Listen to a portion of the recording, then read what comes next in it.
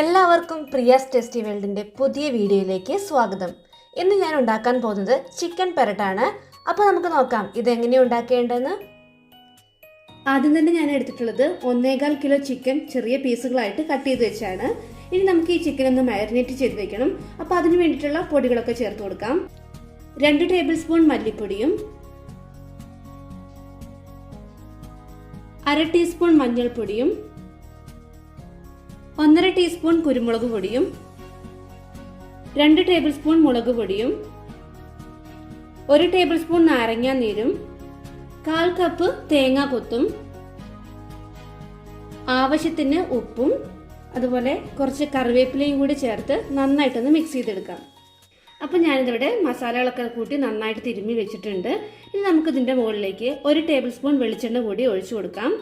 അതിനുശേഷം ഒരു അരമണിക്കൂർ നേരത്തേക്ക് ഒന്ന് മാറ്റി വയ്ക്കാം. ഇനി നമുക്ക് ചൂടായ ഒരു പാത്രത്തിലേക്ക് 2 ടേബിൾ സ്പൂൺ വെളിച്ചെണ്ണ ഒഴിച്ചു കൊടുക്കാം. ഇതിലേക്ക് 1.5 ടേബിൾ സ്പൂൺ ഇഞ്ചി നീളത്തിലരിഞ്ഞതും 2 ടേബിൾ സ്പൂൺ വെളുത്തുള്ളി നീളത്തിലരിഞ്ഞതും ചേർത്ത് കൊടുക്കാം. ഇനി ഇഞ്ചിയുടെയും വെളുത്തുള്ളിയുടെയും ആ ഒരു പച്ചമണം മാറുന്ന വരെ നന്നായിട്ടൊന്ന് വഴറ്റിയെടുക്കാം. ഇനി ചേർക്കാൻ പോകുന്നത് 2 സവാള ചെറുതായി അരിഞ്ഞതും അതുപോലെ 25 ചെറിയുള്ളി അരിഞ്ഞതും 2 പച്ചമുളകും കുറച്ച് കറിവേപ്പിലയും പെട്ടെന്ന് വഴന്ന് കിട്ടാൻ വേണ്ടിയിട്ട് കുറച്ച് ഉപ്പും കൂടി ചേർത്ത് നന്നായിട്ട് വഴറ്റിയെടുക്കാം.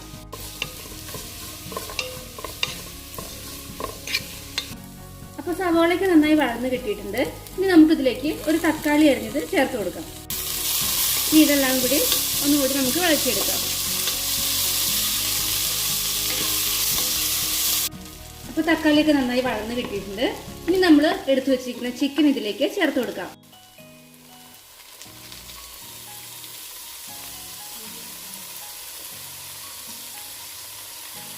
ഇനി ഇതെല്ലാം കൂടി നന്നായിട്ടൊന്ന് മിക്സ് ചെയ്തെടുക്കാം. നമ്മളിതിൽ ഒട്ടും വെള്ളം ചേർക്കാണ്ടാണ് വേവിച്ചെടുക്കാൻ പോകുന്നത്. ആദ്യത്തെ 3 മിനിറ്റ് നേരം ഹൈ ഫ്ലെയിമിൽ ഇട്ടിട്ടൊന്ന് വേവിച്ചെടുക്കാം. അതിനുശേഷം നമുക്ക് മീഡിയം ഫ്ലെയിമിലിട്ടിട്ട് അടച്ചു വെച്ച് ഒരു 10-15 മിനിറ്റ് നേരത്തേക്കൊന്ന് വേവിച്ചെടുക്കാം.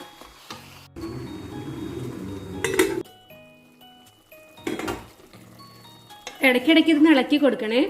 കേട്ടോ, ചിക്കനിൽ നമ്മൾ വെള്ളം ചേർക്കാണ്ട് തന്നെ ചിക്കനിലെ വെള്ളം നന്നായിട്ട് ഇറങ്ങി വന്നിട്ടുണ്ട്.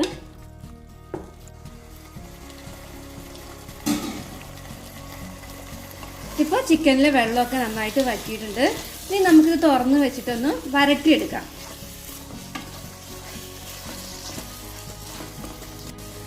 അങ്ങനെ നമ്മുടെ ചിക്കൻ പെരട്ട് ഇവിടെ റെഡി ആയിട്ടുണ്ട്. അവസാനമായിട്ട് നമുക്കിതിലേക്ക് 1 ടേബിൾ സ്പൂൺ വെളിച്ചെണ്ണയും അതുപോലെ കുറച്ച് കറിവേപ്പിലയും ചേർത്ത് കൊടുക്കാം.